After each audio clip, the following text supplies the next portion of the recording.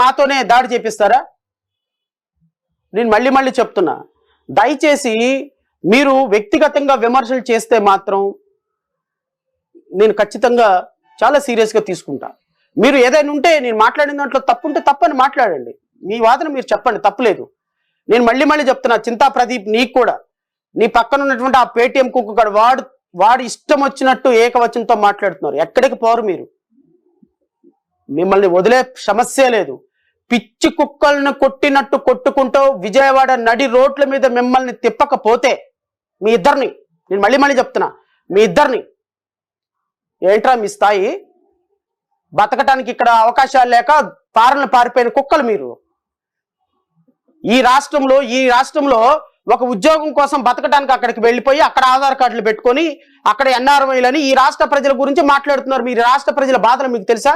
ఇసుక రావటంలా ఇక్కడ ఉన్నటువంటి మ్యాసన్స్ పరిస్థితి మీకు తెలుసా? దళితులను కొట్టి చంపుతున్నారు, వాళ్ళ పరిస్థితులు మీకు తెలుసా?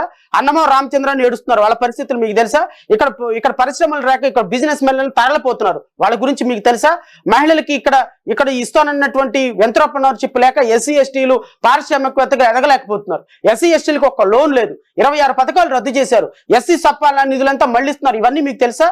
ఎక్కడో అమెరికాలో కూర్చొని బతుకు తెరువు కోసం పారిపోయిన కుక్కలు మీరేంట్రా ఆంధ్రప్రదేశ్ రాష్ట్రం గురించి మాట్లాడతారు? ఆంధ్రప్రదేశ్ రాష్ట్ర ప్రజల గురించి మాట్లాడేది మేము.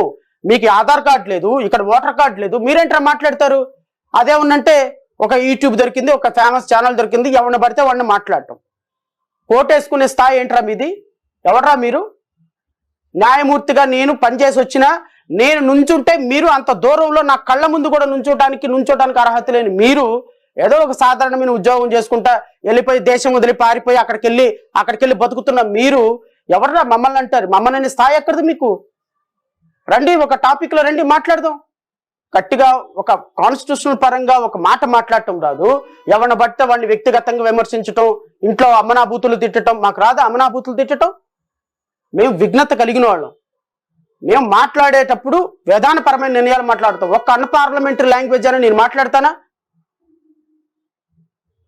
ఒక డాక్టర్ చదివిన కామన్ సెన్సే లేదు మీ ఇద్దరికి.